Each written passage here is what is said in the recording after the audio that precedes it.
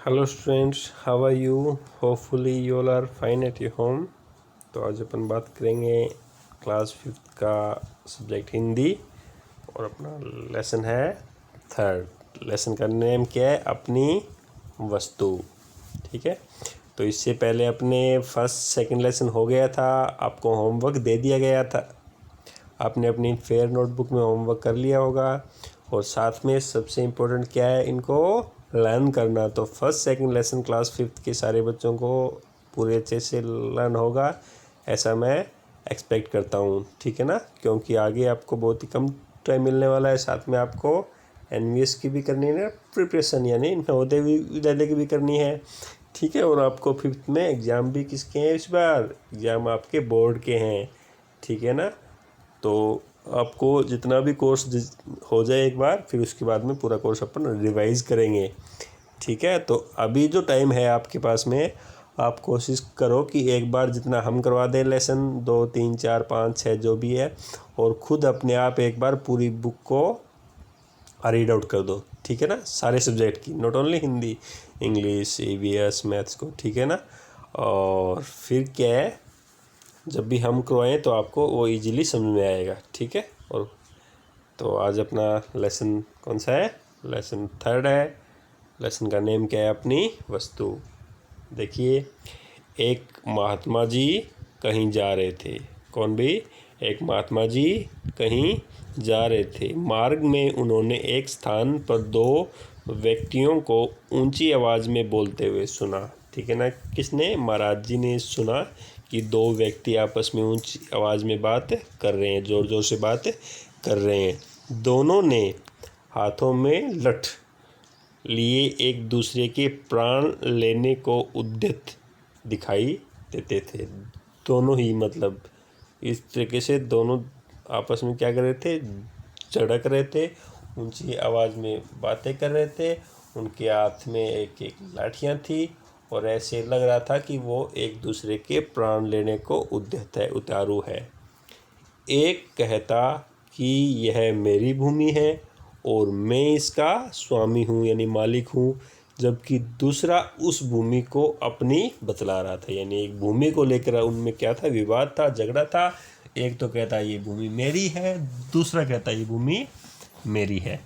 ठीक है, उस भूमि पर अपना अपना स्वामित्व जतलाने के लिए दोनों ही क्रोध से लाल पीले हो रहे थे, यानी बहुत ही गुस्से में हो रहे थे, और अपने अपने पक्ष में दलीलें दे रहे थे। ठीक है ना, वो तो कह रहा था ये भूमि मेरी है, वो कह रहा था ये भूमि मेरी है। अब देखिए, ये आपका फर्स्ट जो भी पैराग्राफ था, इसके वर्ड मीनिंग: महात्मा पता है आपको, साधु, संत, ऊंची, जोर से, आवाज़, ध्वनि, लठ, डंडा, प्राण, जान, स्थान, जगह, व्यक्ति, आदमी, उद्यत, तैयार, भूमि ज़मीन, स्वामी मालिक, स्वामित्व अधिकार, क्रोध गुस्सा, पक्ष तरफ, दलीलें तर्क, लाल पीला होना, यानी ये मुहावरा है, इसका मतलब होता है क्रोधित होना। तो ये भी वर्ड मीनिंग है इसके। जो भी पैराग्राफ के, वो आपको अपनी फेयर नोटबुक में राइट करने और लर्न करने हैं। ठीक है, अब इसमें से छोटे छोटे क्वेश्चन बनते हैं, वो देखिए। महात्मा जी ने मार्ग में क्या देखा? महात्मा जी ने मार्ग में 2 व्यक्तियों को ऊंची आवाज़ में बोलते हुए सुना। ठीक है, दोनों व्यक्ति क्या कर रहे थे? अभी आए, अभी दोनों व्यक्ति आपस में झगड़ा कर रहे थे। दोनों व्यक्ति अपने अपने पक्ष में क्या दलीलें दे रहे थे? दोनों भाई भूमि पर अपना अपना अपना अधिकार बता रहे थे। वो तो कह रहा है ये मेरी है, वो कह रहा है ये मेरी है। उपयुक्त पदांश का उपयुक्त शीर्षक लिखिए। 2 व्यक्तियों का झगड़ा। देखो, ये क्या है? उपयुक्त और ये उपयुक्त है। ठीक है ना, उपयुक्त ऊपर दिया गया और उपयुक्त सही, उचित। ठीक है,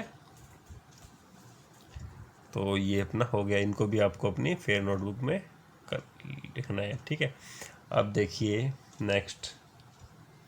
संत महात्मा तो स्वभाव से ही दयालु एवं परोपकारी होते हैं। ठीक है ना। हमेशा संत महात्माओं का ये नेचर होता है कि वो स्वभाव में दयालु और क्या होते हैं, परोपकारी होते हैं, सदैव यानी हमेशा हमेशा सबका भला ही करना चाहते हैं।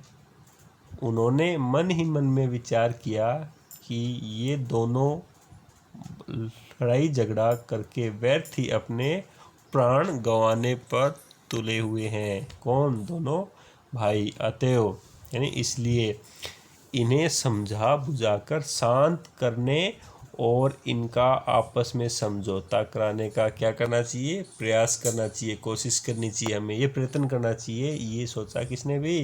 महात्मा जी ने। यह सोचकर वे उनके निकट गए यानी उनके पास गए।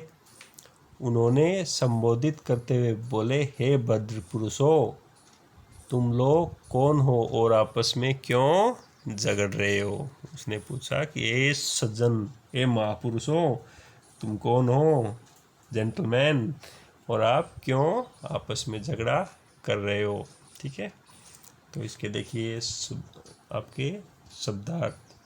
पहला है स्वभाव यानी आदत, दूसरा परोपकारी यानी दूसरों का भला करने वाला, नेक्स्ट सदैव यानी हमेशा, ऑलवेज, व्यर्थ बेकार, अतएव इसलिए, प्रयास प्रयत्न, निकट यानी के पास, और भद्र सज्जन। ठीक है, अब इसमें से कुछ छोटे छोटे क्वेश्चन बनते हैं। देखिए, महात्माओं का स्वभाव कैसा होता है? महात्माओं का स्वभाव दयालु और परोपकारी होता है। महात्मा जी ने मन में क्या विचार किया? महात्मा जी ने सोचा कि इन दोनों का झगड़ा समाप्त कराना चाहिए। दोनों व्यक्तियों से महात्मा जी ने क्या कहा? महात्मा जी ने कहा, हे सज्जनों, आप कौन हो और आपस में झगड़ा क्यों कर रहे हो? समझौता का समानार्थक शब्द लिखिए। क्या? सुलह। ठीक है, कॉम्प्रोमाइज़। तो देखो, एक तो आपको ये क्वेश्चन आंसर वर्ड में लिखा है। दूसरा सबसे इम्पोर्टेंट चीज़, आपकी कॉम्प्रिहेंशन स्किल भी डेवलप हो रही है ना। इसके आंसर आप खुद देखा करो हाथ रख के। इसका मतलब नहीं कि इसके अंदर लिखे हुए तो हम बस मतलब टिप टाप ले, हाथ रख के आप लिखा करो, खुद देखा करो भी इसका आंसर क्या होना चाहिए। ठीक है ना, बिल्कुल छोटे छोटे आ रहे हैं तो खुद आपकी अपनी ये कॉम्प्रिहेंशन स्किल है, डेवलप करो। ठीक है, अब देखिए नेक्स्ट। महात्मा जी को देखकर उनमें से एक व्यक्ति बोला, महात्मन, हम दोनों भाई हैं। हमारे पिता ने मरते समय अपनी संपत्ति का जो बंटवारा किया था उसके अनुसार इस भूमि का मालिक मैं हूँ, फिर भी यह व्यर्थ झगड़ा कर रहा है। उसने एक व्यक्ति ने ये बात बोल दी। ये बात सुनते ही वो दूसरे व्यक्ति ने अपना पक्ष दिया। दूसरा व्यक्ति तत्काल चिल्ला उठा, महाराज, यह बिल्कुल झूठ बोल रहा है।